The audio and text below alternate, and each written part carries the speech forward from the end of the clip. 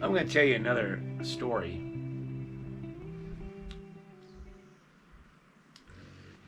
This story I'm going to call it An Eagle in My Room. First of all, I want to say just a word golden eagle. A golden eagle, just think of that word for a minute. Doesn't it just kind of give you the chills? Ooh.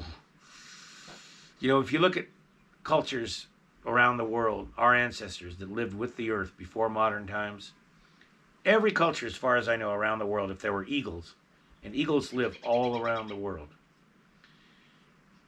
revered the eagle is one of the most powerful animals on the planet. Our Native American ancestors here in North America, South America, Central America, revered the eagle. When they used the word personal medicine, which has to do with a lot of things, but just one idea of personal medicine is items from nature that you collect to put in a medicine bag or on an altar or to wear on your body or to use when you have ceremony. These are highlights of things you find in nature, things that call to you, rocks, uh, plants, herbs, bones, things like that. I'm a bear guy. I love bones. If I find a bear bone, it's a really special thing to me. I relate to it. The most powerful, almost universally, is considered eagle medicine slash eagle feathers. It's everyone dreams of getting an eagle feather. I've been told once. I was told by an elder that one of the greatest ways to get an eagle feather is to see an eagle flying over you and the feather falls out of the bird and you catch it before it hits the ground. Wow! One time I saw a bald eagle fishing and he flew up below a waterfall. Look at that, think about this moment. Here's a waterfall. I'm watching it. There's steelhead below it and a bald eagle flies down, grabs the steelhead, shakes off the water, flies up carrying the heavy steelhead, and a feather falls out onto the water. I was able to swim out and get that feather. Oh my gosh. I will just give you a caveat too. All birds of prey feathers are considered, as far as I know with the fishing game, it could be a little illegal to have. So, because the idea behind it was people were killing eagles and other birds to collect their feathers. So they passed a law saying you weren't allowed to have them.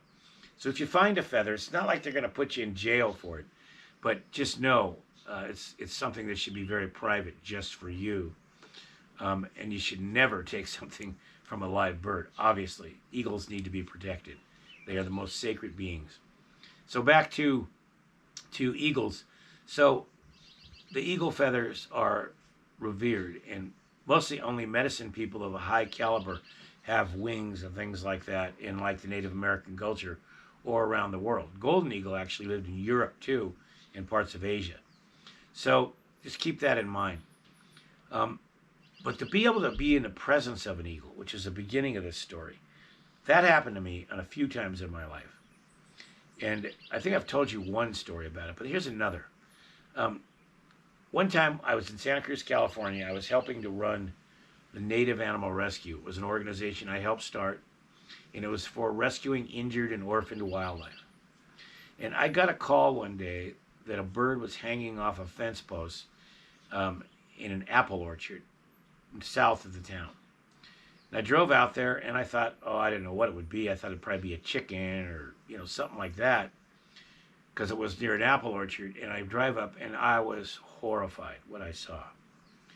I saw a full-size female golden eagle. And in birds of prey, females are quite a bit bigger than males, hanging upside down from a steel jaw trap that had been set on top of a fence post. She had landed on the fence post, and the trap got her, and she was hanging upside down, the trap around her leg. Now, the farmer who set that trap, I'm sorry, was an idiot. If it was an apple farmer, and most likely it was, that bird would have been catching rodents that would have eaten his apples.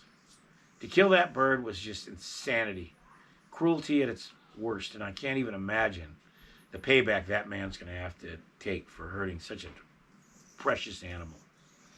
I just needed to vent there for a moment. I wrapped a towel around her, looked her in the eye, and tried to give her the energy of that I was there to help her. I wrapped a towel around her, I was able to free her from the trap, and her leg was just messed up. I took her to the wildlife rescue. We had an incredible veterinarian who was really good with birds of prey, one of the best. And he worked on her leg, and he worked on her leg, and it had an infection.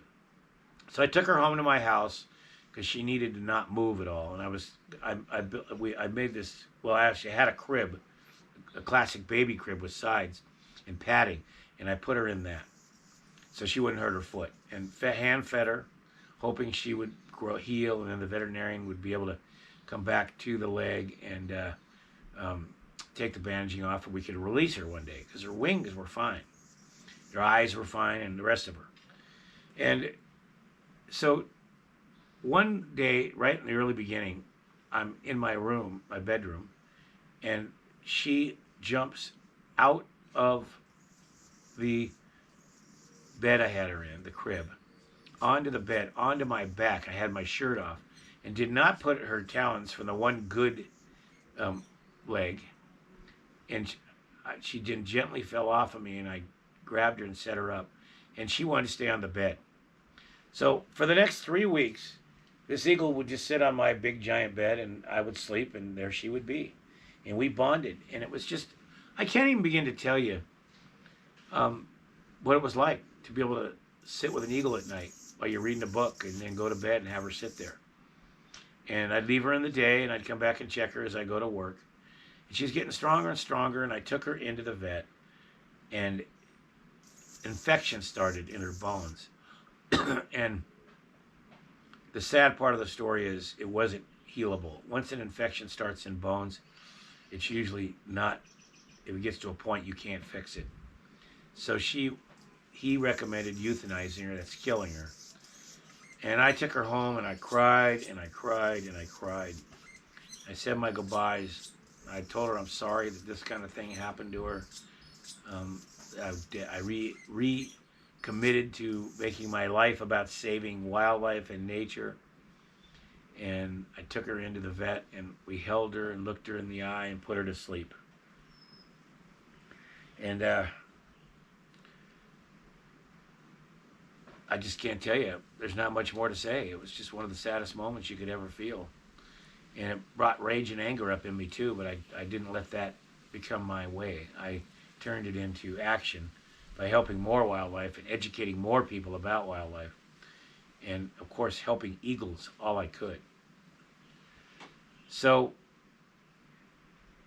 get involved with wildlife rescue. Every community has one. Maybe if they don't, maybe go learn from one and start one in your area. Help local wildlife. Help baby birds that fall out of nests and injured animals. Ours was on the coast. We helped a lot of oil birds and things like that. So ho to the golden eagle, and just know, all humans, I think, we want to be able to fly like eagles do, high into the heavens. And I think that's why we love them so much. They're just stunning in every way. Ho. And a special ho to my golden eagle that spent 3 weeks with me. Changed my life forever. Ho.